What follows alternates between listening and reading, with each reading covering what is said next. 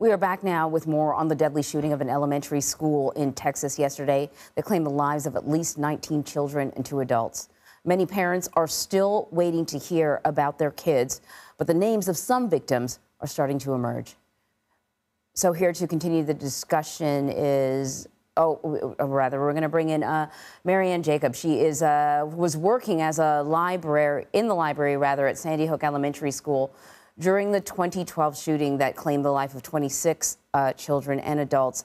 I'm really, really glad that you are here to sort of talk about this, because as I was watching the coverage yesterday, and I'm a mom myself, you just can't help but to think, I don't know how you go on from this. I don't know where you go from this, how you survive.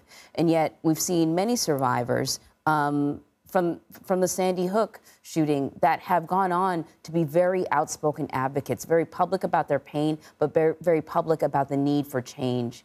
So I want to ask you, as a school shooting a survivor yourself, what was the first thought that you had when you heard about yesterday's shooting in Texas? My first thought was how it should never have happened, that we should have figured out how to reduce the incidence of gun violences after the shooting happened at Sandy Hook School. The world was outraged. Everybody thought we were going to see change, and at a national level, nothing happened. And I thought the same thing after Parkland. Those families shouldn't be going through what they're going through. It's a crime. And then I guess the big question is, how do you move forward? I mean, how are you able to be here talking to me now? I'm one of the lucky ones. I lived through it. There's countless families in Sandy Hook, and there's another 21 families and counting from the shooting in Uvalde yesterday that I don't know how they go on. Yeah. They're at the beginning of a journey that no parent can imagine going through. I'm a mother. I remember that day thinking I couldn't imagine if it was one of my own children, and they were locked down in the high school watching it happen on TV, wondering if I was alive or not. I don't know how they go on. As a survivor, I'm lucky enough to have people who I went through that trauma with as support, and I'm lucky. They're not. You mentioned this, just the idea that gun legislation is, I'm sort of at a loss for words, because I find myself in this position again, where we're having sort of the same conversations. I'm asking the same questions over again, and nothing ever changes. I listened to some, lawmakers yesterday talk about this evil act, and I thought to myself, yes, it is evil, but calling it evil almost sounds like it's otherworldly, and it can't be managed, and it can. What is your message to lawmakers?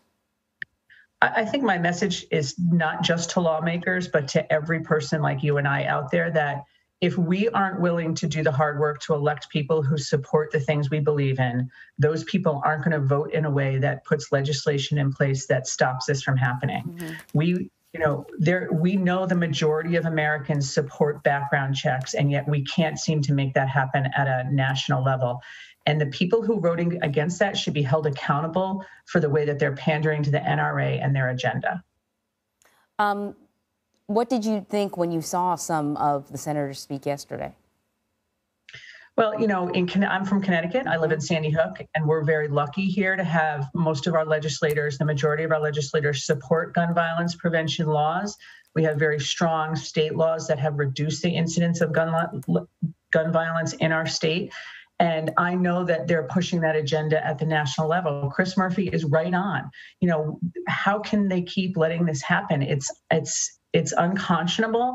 And to act as if, that everyone sort of goes to, oh, well, this is a mental health problem. It's not about the guns. But, the whole world has mental health problems, but no other country has the problem with guns that we have. There is no reason an 18-year-old should legally be able to buy semi-automatic weapons and tactical gear without a background check. I'm sorry, that is wrong. Did you see Senator Murphy's speech on the floor yesterday? I did. Yeah, and were you moved by it?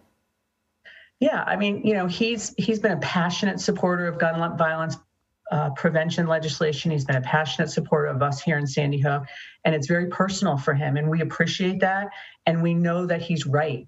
And I hope that moved. Really, what's most important is, did it move some of the folks on the other side of the aisle who are unwilling to listen?